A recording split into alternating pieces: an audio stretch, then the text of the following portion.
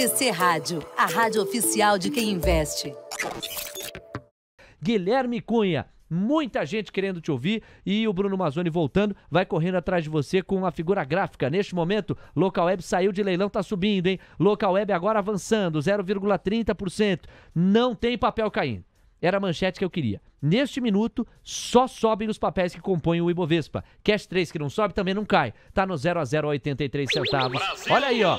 Agora a gente tá vendo os contratos de Ibovespa futuro. Você tá vendo o som dos comprados, porque o Brasil tá avançando com o Ibovespa quase 110 mil pontos. Você, Guilherme Cunha. Que isso, Brasil! Estopada vindo de todo mundo pra tudo quanto é lado. Que coisa boa, viu, Leozinho? Mas acima dos 110.400 realmente é difícil, tá? Então tem esse rompimento, a gente tem uma cacetada de pontos agora que defende um pouco mais a onda dos vendidos. Então prestem muita atenção mais uma vez para que não entre nessa euforia. Tem aí agora uma correção e vir para baixo dos 110.400 é um desenho muito bom por demais da conta. E parabéns, viu, Bruno Mazzoni? Que brabo que você tá mais uma vez, parte 2, quarta-feira é mais um dia de ousadia e alegria. Então, não surgimos a oportunidade de compra, mas agora já começa a ter um desgaste desses comprados, nem que seja para esse trade um pouquinho mais curto. O mercado à vista está aberto, Léo. Muito bem, obrigado, né? O Itaú Unibanco estava 1,11, agora já sobe 1,67 nessa esteira dessa movimentação mais otimista. Petrobras acima dos 26, perto dos 27, gera aquela rotina do giro de venda, né? Então, entre 27 a 28 reais, a gente já está movimentando uma parte mais vendedora na companhia Petrobras. Depois todo esse desgaste que teve do Abrasileirar o preço, cada vez mais os próximos balanços tendem a materializar a tese dos rompimentos aí de 22, 20 reais até que está 17, fim do ano, no cenário caótico. Acho sempre bom relembrar. E agora nos 27 a 28 começa um giro curtinho na venda. Vale sobe 2, mas já subiu mais. Então tem uma dificuldade muito grande perto dos 70 reais, então é importante ficar de olho nessa faixa de preço também vale porque está se desgastando. O objetivo é o 72, 72,99, mas o curto prazo ainda não está legal, tem que prestar bastante atenção. As aéreas é um destaque. Eita, as aéreas, hein? Teve gente que teve medo, inclusive eu, mas a Azul já está lá nos 18,77, daqui a pouquinho os 14 a gente está flagrando 100% na companhia Azul Linhas Aéreas. B3 acima dos 13 também tá difícil. Então acho que é um comentário legal aí, B3 está finalizando um baita de um fluxo comprador e agora também tende a dar uma descansada a companhia B3 SA3. Foi uma das perguntas também que o pai aqui tinha recebido. Magalu já sobe os 3,25, né? Então, de novo, para pegar 1/3 da queda de ontem, é possível com esse cenário mais otimista que a gente está falando na abertura. Mas realmente tem que tomar cuidado, os grandes suportes encontram-se lá embaixo. Não vejo nada vermelho, né? Você falou, eu duvidei, né? Não tem nenhuma companhia em vermelho, inclusive o Bradesco acima dos 15,55, fica esquisito, né? 15,55, 15,58 era um preço-alvo inicial e Bradesco pode surpreender e ir buscar os patamares dos 16, quiçá 17 reais, que é aquele preço-alvo final a qual nós cornetávamos em Bradesco. De olho nos bancões para não deixar a lucratividade no bolso. Até Santander está subindo, que poderia estar mais fragilizado depois das suas altas. O que mais me chama atenção agora nessa parte de varejo é o C&A. C&A ficando acima dos R$4, ela tem um cenário aí de perspectiva de alta bem significativo. Então, os R$4 era para ser uma grande trava, né? Não está conseguindo. Então, se romper e ficar acima desses R$4, tem pelo menos mais uns 10 a 15% em busca dos 15, Léo. E índice, mais uma vez, né? Está aí levemente acima dos 110.400, mas ao chegar perto das próximas resistências do Bruno, né? 110.800, 111, 111.250. Boa. Chama bastante vendedor. 10 horas 21 minutos. Nosso compromisso se renova a cada minuto. Aqui você não perde nada. Nós temos uma audiência pública na Câmara dos Deputados, para a qual é esperado Fernando Haddad. Ele não só está lá, como está começando a falar neste momento. O Bruno vai trazer o suporte gráfico de Indifut, Dalfut, aquele desenho padrão, para a gente ver como o mercado reage a estas palavras. Espera-se que Haddad fale, entre outras coisas, sobretudo de arcabouço fiscal, regime de urgência e votação na semana que vem, mas também esta revisão baixista nos preços dos combustíveis e o impacto para a macroeconomia brasileira. Vamos ouvir o ministro da Fazenda.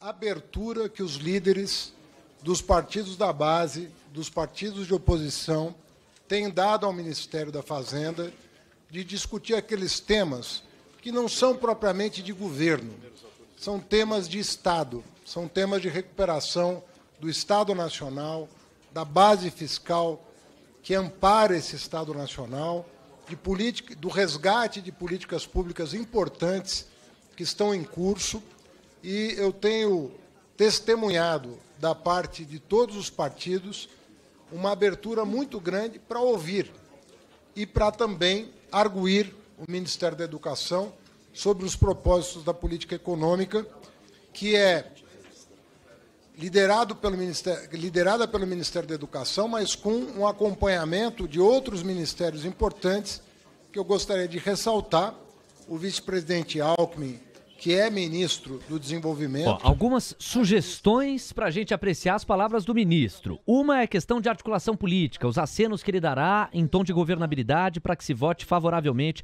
ao arcabouço fiscal. Um outro olhar, que é uma subcamada desta, é a maneira como ele pode se referir ao próprio Partido dos Trabalhadores. O partido que poderia fazer uma oposição maior e que foi chamado na chincha pelo presidente da República, sugeriu Lula que não ia admitir votos dissonantes em relação ao arcabouço fiscal, querendo ou não é um outro ângulo. Um terceiro ângulo é eventual juízo de valor que Fernando Haddad pode trazer às alterações que o relator da matéria, Cláudio Cajado, trouxe, e outras questões que ainda podem pintar de atualizações daqui para frente, assim como a apreciação do regime de urgência hoje. São algumas sugestões aqui. Por enquanto, o Ibovespa está subindo 1,10%, 109.388 pontos. Dolfut na estabilidade, curva de juros pedindo 4 pontos base e meio a mais nos prêmios. No pique, Diego, petróleo. Petróleo Brent agora subindo 1,62%, voltou a encorpar a alta, $76,12. WTI subindo 1,70%, $72,06. Demanda mais aquecida na China é uma das razões que podem ajudar a explicar isso. Haddad fala agora da tabela do imposto de renda, ressaltando a perspectiva da isenção que foi anunciada pelo governo semanas atrás. Sabendo que esse salário muitas vezes é insuficiente para terminar o mês. Se é o caso de reajustar as bolsas de estudo de mestrado e doutorado, que ficaram, tanto da CAPES quanto do CNPq, congeladas, e aí sem sequer o reajuste pela inflação. Ficaram congeladas nominalmente durante 7 anos. E por aí vai.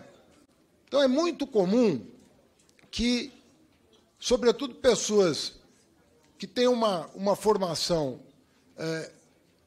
mais ligada ao mercado financeiro, se pergunte se é sustentável por um país como o Brasil reajustar o salário mínimo.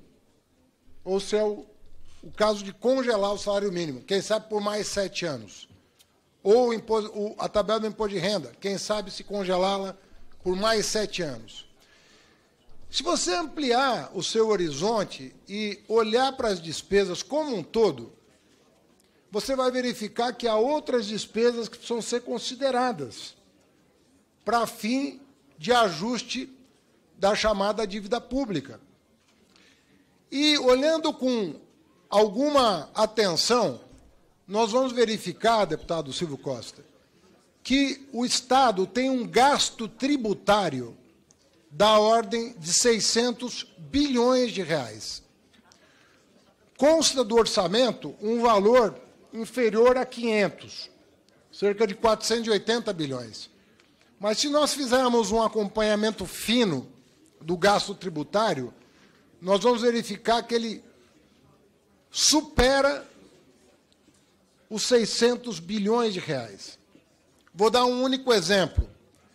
A recente vitória que nós obtivemos no Superior Tribunal de Justiça, pelo placar de 9-0, implicava um gasto tributário de 131 bilhões de reais, dos quais 88 destinados à subvenção de custeio das empresas e não do investimento. Uma parcela da ordem de 40 bilhões, pouco mais de 40 bilhões, 43 bilhões, subvenção a investimento. Mas outros 88 bilhões era gasto tributário não computado na lei orçamentária anual de 88 bilhões. Bom, vai fazendo um diagnóstico sobre a situação fiscal do país, fez alusão a uma vitória que ele classifica quase como acachapante, em função do placar no Superior Tribunal de Justiça, na busca, tentativa e direção de recomposição da carga tributária do Brasil e do preenchimento dos cofres públicos. Haddad também costurando os desafios que têm sido enfrentados por ele e, na visão dele, têm sido superados até aqui. Ainda não aprecia o arcabouço fiscal diretamente, está fazendo essa introdução. Destacar que entre os papéis que compõem o Ibov, Apvida no 0 a 0, BIF3 no 0 a 0, Redditor no 0 a 0, CPFL Energia caindo 0,10 e IRB caindo 2%, são os destaques que ficam nessa parte mais vermelha. Todos os outros papéis avançando. Os Minas agora é o papel que na variação percentual mais se destaca, R$ 7,71. BRF, CSN, Vibra Energia, a gente tem ou Vibra, a Prio, Magalu e Pets fecham os destaques positivos com uma alta média de 3%. E a Haddad segue falando, você acompanhando o movimento do dólar e do Ibovespa. O Ibov está em 109.500 pontos, o dólar acentuou o viés de baixa, R$ 4,950, 0,09%. O Diego já vai falar dos Estados Unidos já sob a luz da abertura do Avista. A Haddad segue falando antes. A lei do preço de transferência era uma medida provisória que nós pedimos, já estava pronta, o governo anterior não demorou anos para ter a coragem de mandar para cá. Ela chegou no finalzinho do ano passado. Houve um lobby enorme nessa casa para postergar a decisão. Os senhores resistiram, aprovaram, o Senado resistiu, aprovou e nós aprovamos a lei do preço de transferência. Só para que vocês tenham uma ideia, deputado Paulo Guedes, a evasão é da ordem de 70 bilhões de reais por ano. Obviamente que nós não temos a pretensão de recuperar isso a partir do ano que vem, porque é um trabalho muito delicado que vai ter que ser feito, e justo, que vai ter que ser feito pela Receita Federal. Mas, ao longo dos anos, esse valor que é do Estado brasileiro vai ser incorporado ao orçamento público federal. Eu estou dando 2 exemplos. Preço de transferência e subvenção a custeio, decisões que foram tomadas por essa casa, pelo Congresso Nacional e pelo Judiciário. Nos últimos minutos, Haddad tem falado sobre as reformas estruturais aqui do país e os impactos fiscais provenientes delas, bem como as reformas que precisam ser endereçadas, com muito mais foco nelas, inclusive. A gente sabe que a tributária é aquela que está, entre aspas, pingando para se chutar pro gol.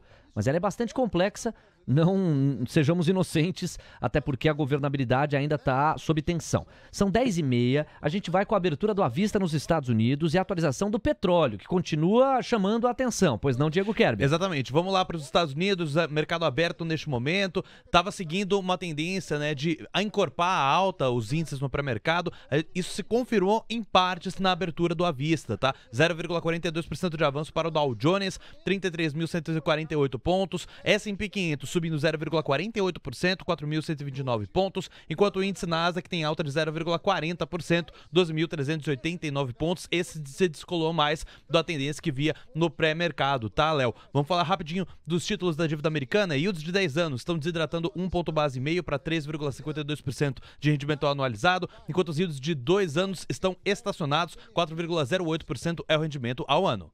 Bom, são 10h31, pessoal, vou desarmar a piada, tá? Se você ouvir Fernando Haddad, ministro da Fazenda, se referindo a Paulo Guedes, não se trata do ex-ministro da Economia na gestão Bolsonaro. Se trata do deputado Paulo Guedes, que é homônimo do ex-ministro da Economia, é deputado, inclusive, do PT, do Partido dos Trabalhadores. Há uma ironia nisso e ele está fazendo parte da audiência. Ele já fez menção ao Paulo Guedes, pode fazer de novo, não é aquele, é outro. Vamos seguir ouvindo. Agora o Haddad está falando especificamente para o gasto tributário, a respeito do gasto tributário, que não se reverte em benefício para a sociedade, o que ele classifica. Aí está o deputado Paulo Guedes, do PT de Minas Gerais. E voltando, ele está falando do gasto tributário, que não se reverte em benefício para a sociedade, no acompanhamento paralelo do produtor Caio Melo, falando daquilo que ele chama de jabutis e da importância de corrigi-los. Também voltou a falar da isenção do imposto de renda.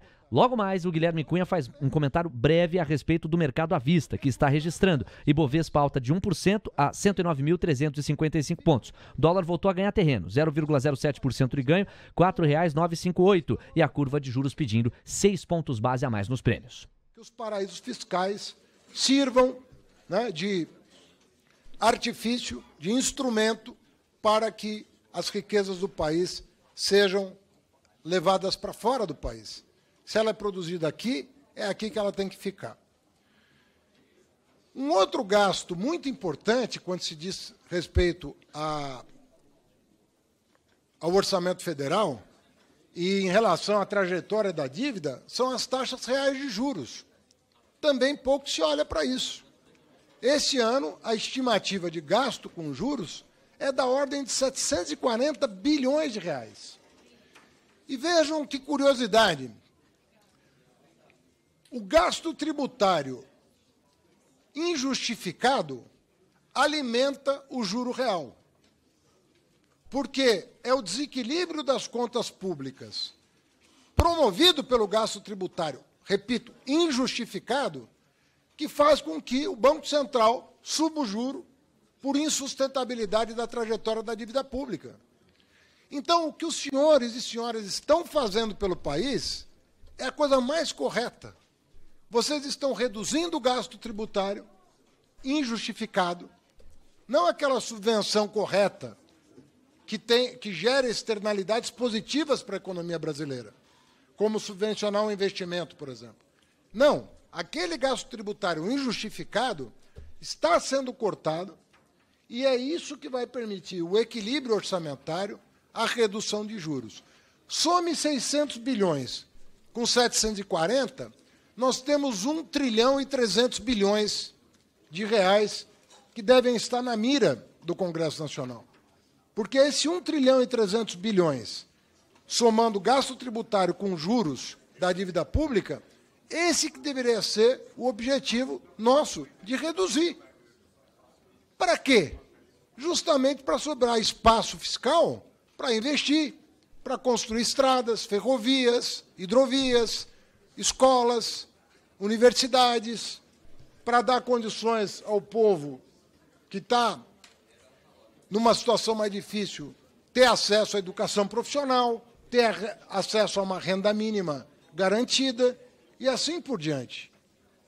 E essa casa tem compreendido essa mensagem, porque desde a PEC da transição, antes mesmo da posse do presidente eleito, foi possível pactuar no Congresso Nacional tanto a recomposição da despesa primária para não desassistir a população de baixa renda, e essa casa foi sensível em recompor o orçamento da União, sem aumento de despesa, apenas a recomposição da despesa como proporção do PIB. E eu digo à senhora, deputada, que a despesa como proporção do PIB da União tem uma trajetória absolutamente consistente praticamente há mais de 20 anos. Ela gira em torno de 18,5% do PIB, em média. 10h35, seguimos monitorando em paralelo as falas de Fernando Haddad. O produtor Serelepe Caio Melo está escalado para isso.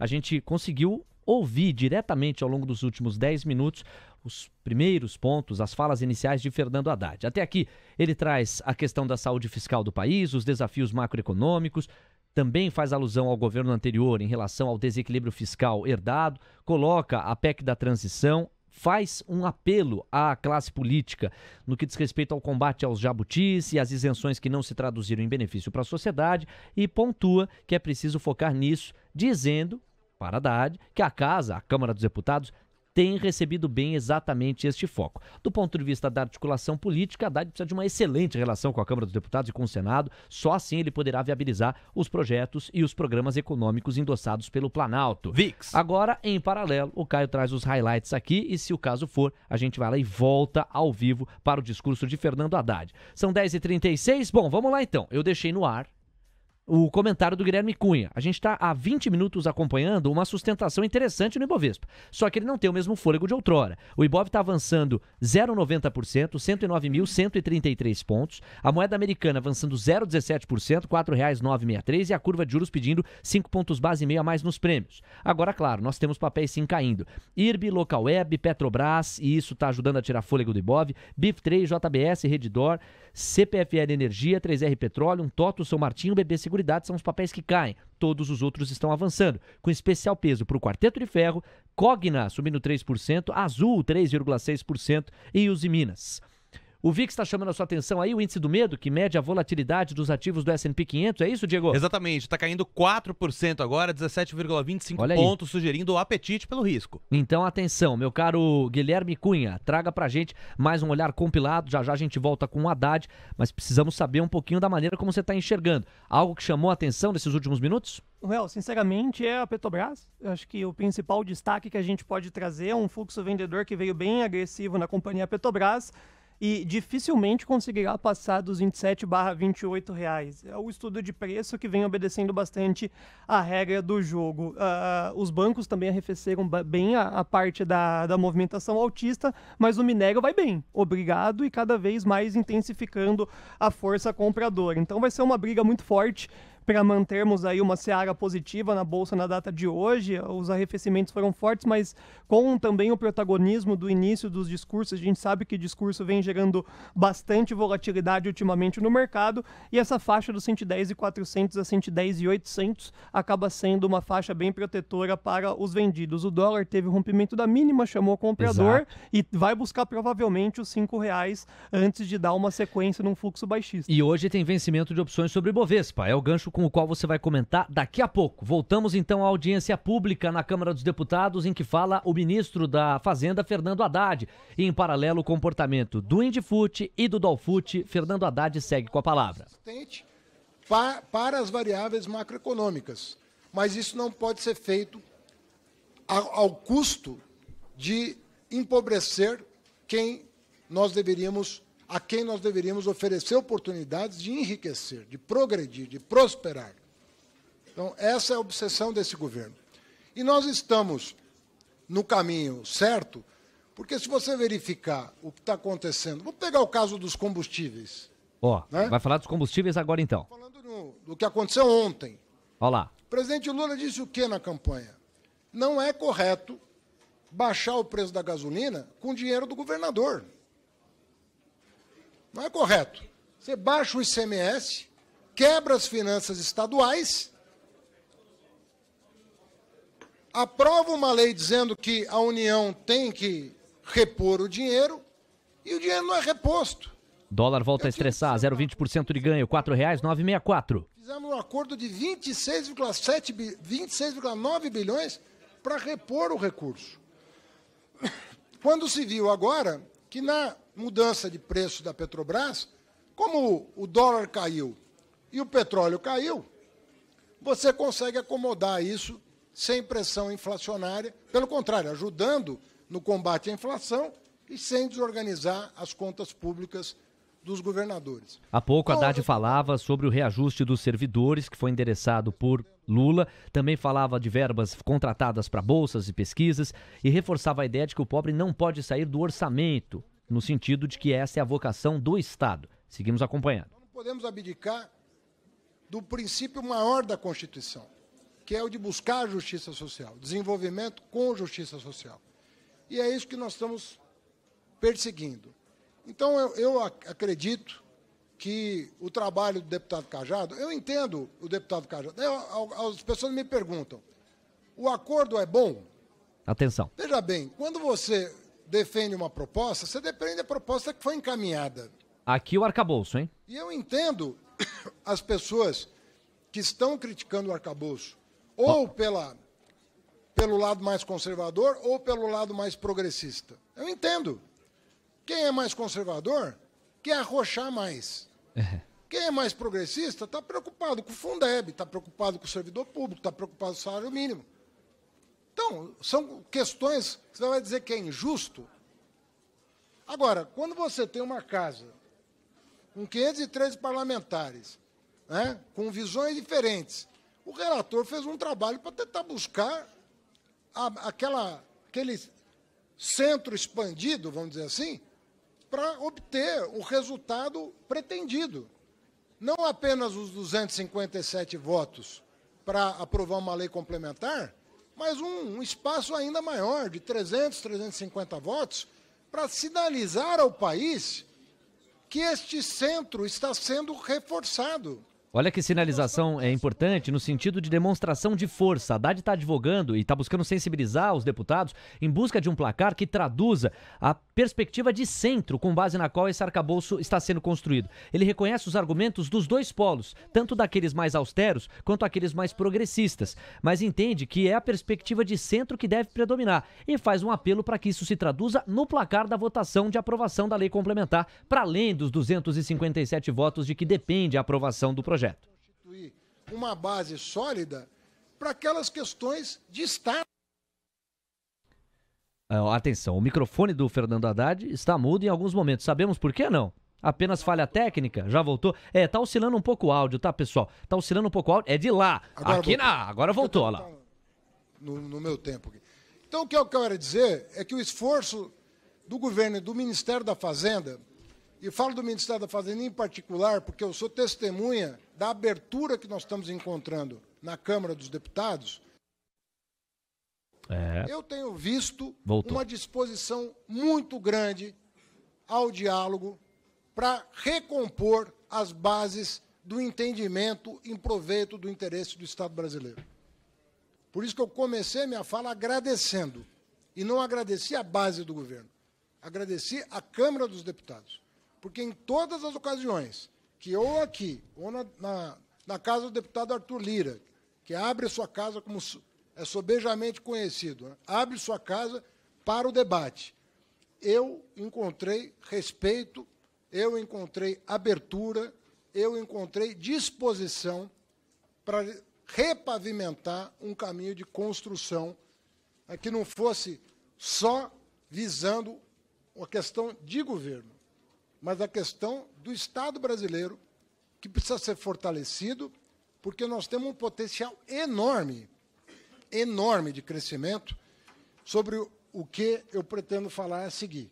Mas eu penso que, vencida a etapa da regra fiscal e da reforma tributária, nós vamos abrir uma avenida para discutir o que é estratégico para o país.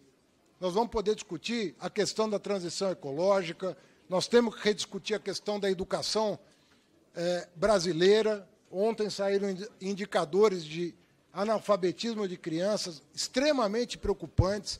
Nós temos toda uma agenda para fazer, para reconstruir as bases de um Estado sólido que possa se desenvolver. Não dá para continuar convivendo com taxa de crescimento de 1% ao ano em média. Esse ano nós devemos crescer alguma coisa perto de 2%, mas é pouco. Na minha opinião, é pouco. Tinha gente dizendo que ia ter retração econômica esse ano, deputado. Teve gente que está dizendo ainda que vai crescer 1% a economia. Não. Nós vamos crescer mais para perto de 2%, e temos tudo para fazer esse país voltar a crescer acima da média mundial. Porque o Brasil, para ficar maior ainda, tem que crescer acima da média mundial. Não podemos nos contentar em ir ficando para trás. Já fomos a sexta economia do mundo e temos que pensar grande. Pensar grande, nos respeitando, sentando à mesa e buscando soluções para a nossa gente.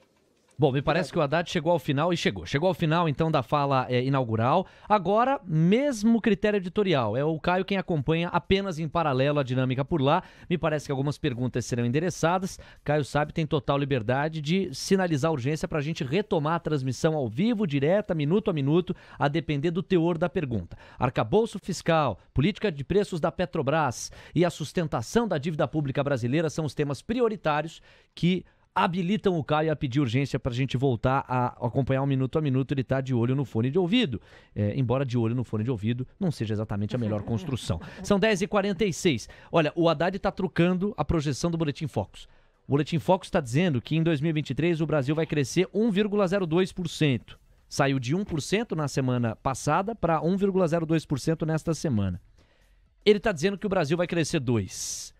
Você fica no meio do caminho, fica mais com o Boletim Focus ou mais com o ministro da Fazenda, hein, Guilherme Cunha? Ah, Léo, é tudo um chutômetro, né? Então a gente fica no meio termo, faz o preço médio, pega o Boletim Focus mais Haddad, divide por 2, e aí você tem uma expectativa mais assertiva, inclusive. Então a gente até brinca, né? O Boletim Focus, principalmente na parte cambial, fica bem distante de uma assertividade da projeção. Quando a gente fala de taxa de juros é mais norteada, e PIB é essa loucura, né? O crescimento também é muito difícil de trazer essa assertividade. Eu vejo que o crescimento esse ano já é uma situação muito positiva, superior a 0,8% a 1%.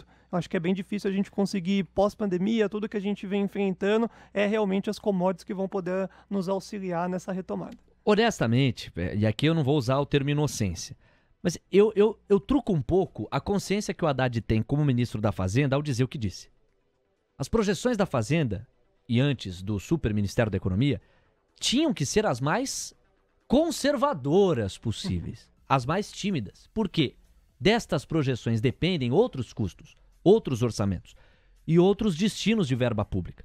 Então, o Haddad chegar no microfone e dizer que o PIB brasileiro vai crescer 2% é ousado, mas o limite entre a ousadia do tipo vitrine e vidraça é tênue. Então, eu colocaria esse alerta aqui. De qualquer maneira, em linha com a Simone Tebet, que falou que o IPCA de abril cheio vai trazer uma surpresinha aí, hein? Boa, tal. E veio, né?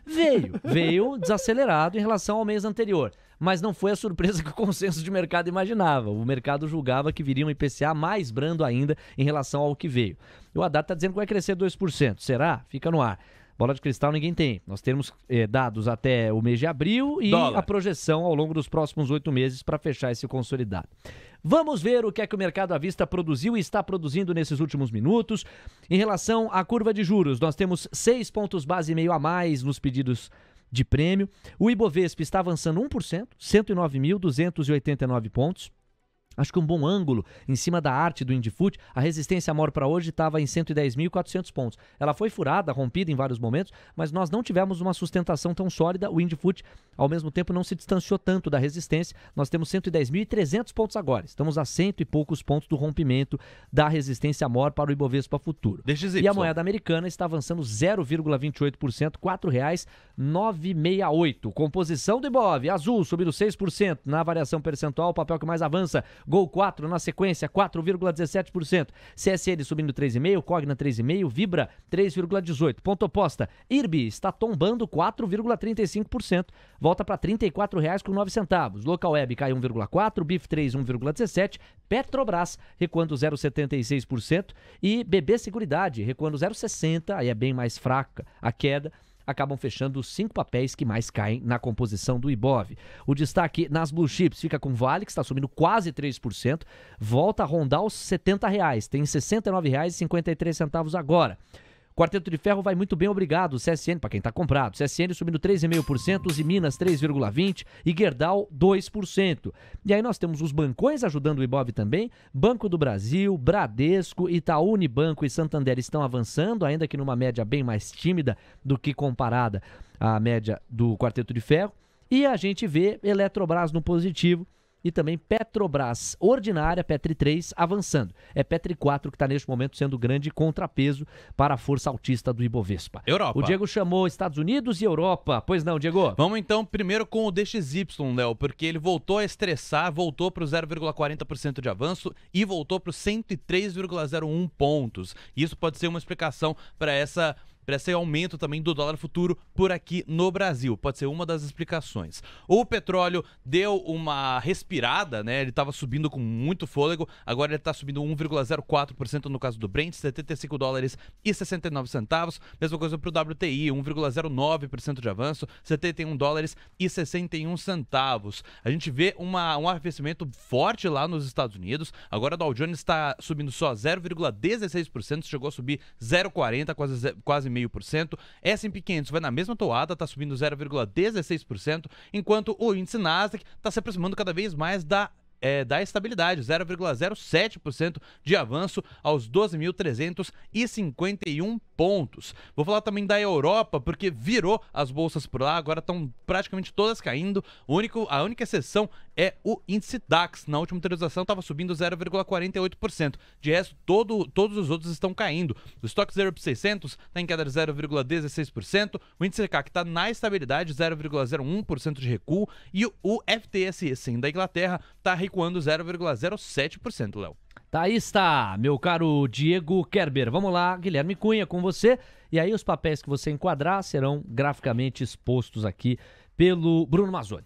Eu fiz todo um destrinchamento e uma atualização. Petrobras, entre as blue chips, é o único papel que cai. Ambev está no 0 a 0, os outros estão subindo. E IRB, hein? Que tombo de IRB, 4,47% de ganho. Lógico que se a gente colocar contexto, dar contexto, ou der contexto para isso, fica até tímido, né? Subiu muito o papel no horizonte dos 3 meses em especial.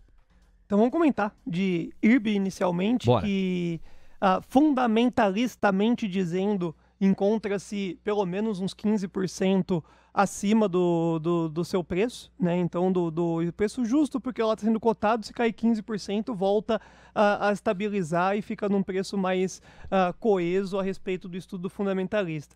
Porém, essas quedas que vão surgir naturalmente no papel, principalmente pós esse rally que aconteceu, pode sim surgir uma oportunidade em busca de alvos maiores lá na faixa dos 40 a 41, principalmente quando é visto a projeção da companhia para o fim do ano de 2023.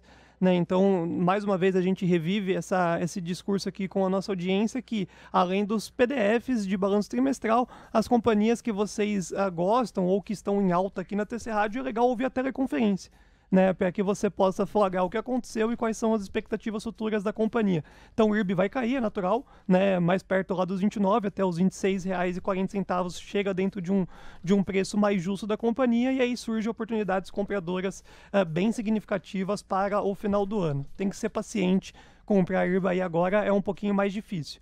A companhia Petrobras é um caso à parte, é muito difícil, né? É tudo questão de timing, o quanto que você está querendo ver de expectativas para a companhia. Eu continuo, tranquilamente vendo aí que a companhia vai obter quedas consecutivas em busca lá dos R$ 22, rompimento dos R$ 22, mas aí que nem a cornetada acontece. Mas aí onde subiu 5%? É que não faz sentido, cara.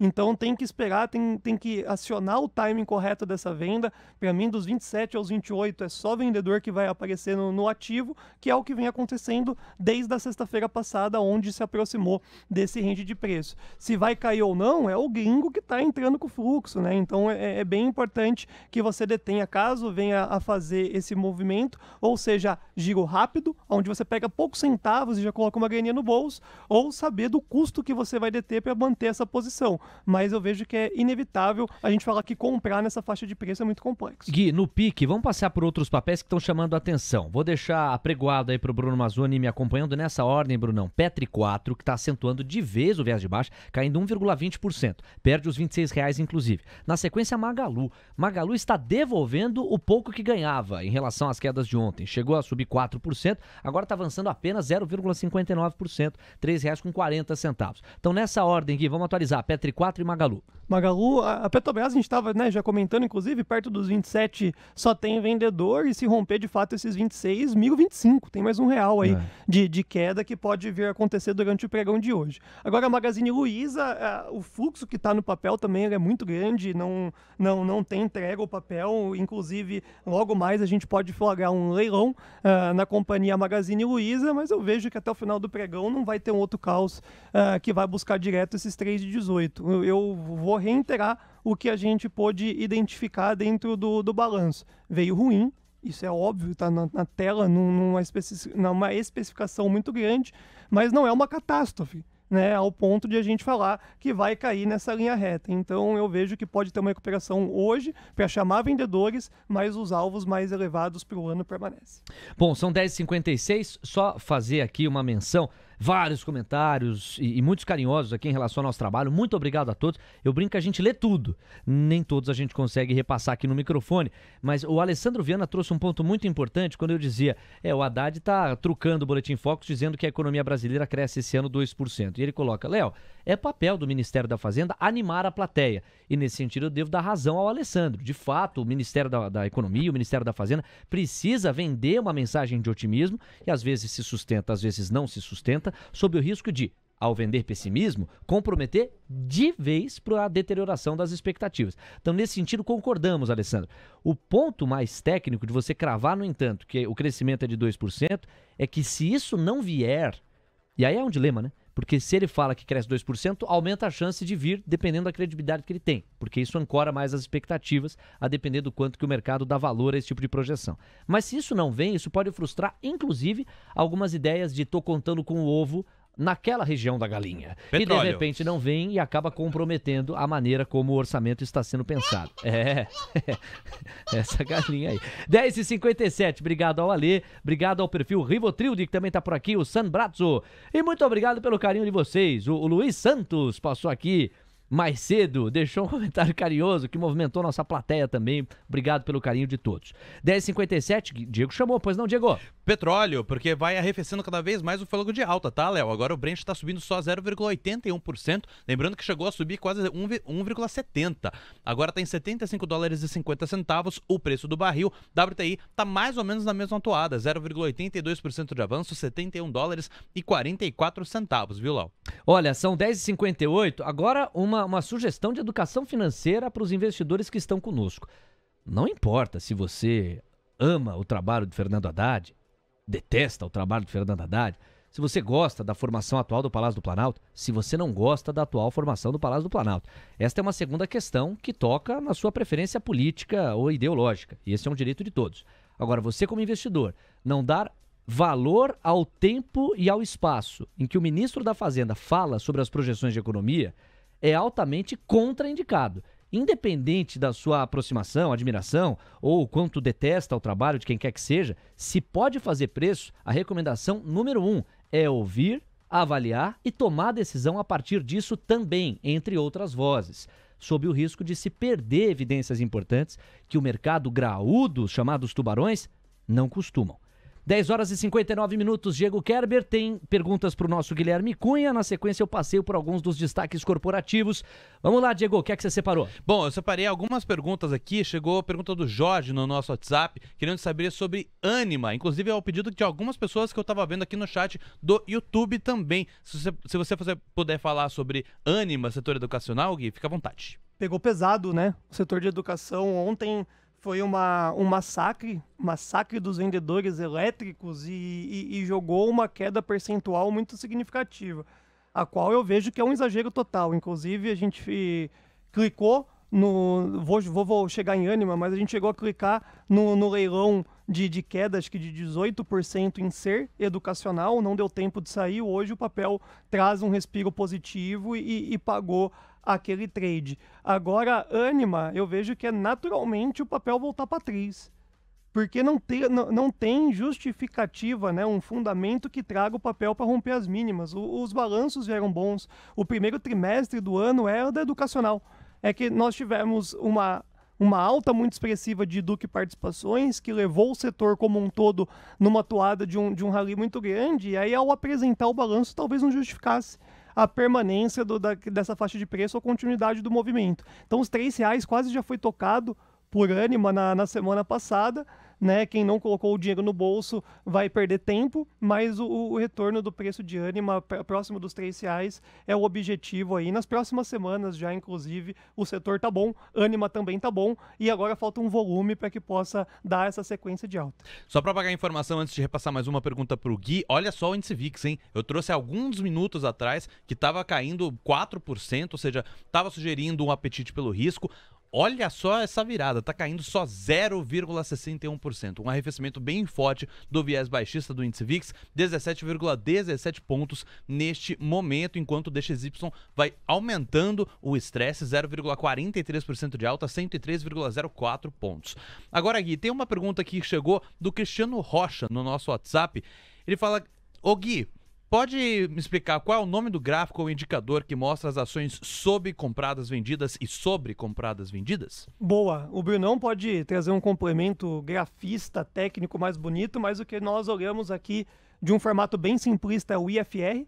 Então, nós olhamos o IFR, tudo IFR acima de 70 já nos chama a atenção muito grande, que é o que está em grande destaque ali na tela do Bruno. Então, ao inserir o IFR, botão direito em cima da plataforma, inserir indicador, ele já gera um destaque como os mais utilizados. IFR acima de 70 gera uma canseira muito grande para os ativos, tá? A grande maioria recentemente estava em 80, 85, até 90, a gente chegou a flagrar alguns papéis. E aí o Bruno traz para nós o Market Breadth, aí, né, esse termo bonito, caramba, que a Faria Lima gosta de enrolar minha língua aqui nesse trem, e aí as médias móveis, né, do Ibovespa chegando nessa faixa no vermelhinho também traz naturalmente uma perspectiva de companhias sobrecompradas, que é onde tem que ter a correção para poder chamar compradores e seguir a sua trajetória compradora. Mas de um formato bem simplista, o IFR te mata a jogada. 11:02, especialmente para o Anderson Mourão. Bom dia! Quem mais? O Fábio Henrique, o Marcos. Bom dia! É esse aí. Pro Ralph Alberghini, pro Vini Oliveira. Quem mais? O Eliezer tá com a gente. Olha que perfil nostálgico. Top 10 MTV também tá aqui. O perfil Brasil, Juliana Lima. Quem mais? O Antônio Alves, o Wagner Ortiz, o glorioso Digão. Obrigado pelo carinho da audiência. Vamos juntos, quase 700 likes. Tá bonito! Segura que eu quero ver. 11:02. Agora nós vamos no pique, passear por 3 destaques. Atenção, Leozinho, eu vou começar com o Marfrig, depois a gente vai para a BRF e aí na sequência fechamos com projeções dos gestores. Você tá achando que o Ibov em 2023 vai para qual patamar? Como é que a gente encerra os trabalhos no ainda longínquo 31 de dezembro? Como é que nós vamos estar até lá, hein? Você acha que o Ibov fica em 110, 120, 130, 150 mil pontos?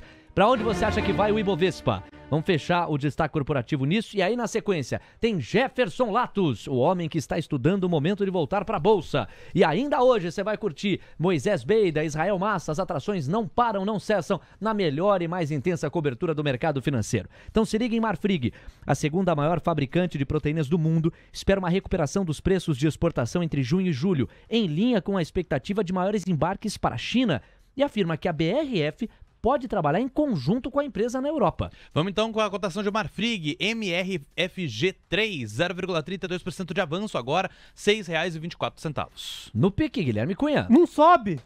Ô, papel que não sobe! Ei, Marfrig, bora, Marfrig! O setor tá muito difícil, né, Léo? O setor que tá difícil. É difícil falar no pique do moleque doido de Marfrig, porque o setor tá judiado, as margens foram judiadas. Minerva lançou BIF 3 aí, um começo de balanço do primeiro trimestre que abriu os olhos e gerou projeções boas para as próximas companhias. Aí foi uma catástrofe, né? JBS, Marfrig e BRF não conseguiram trazer bons resultados.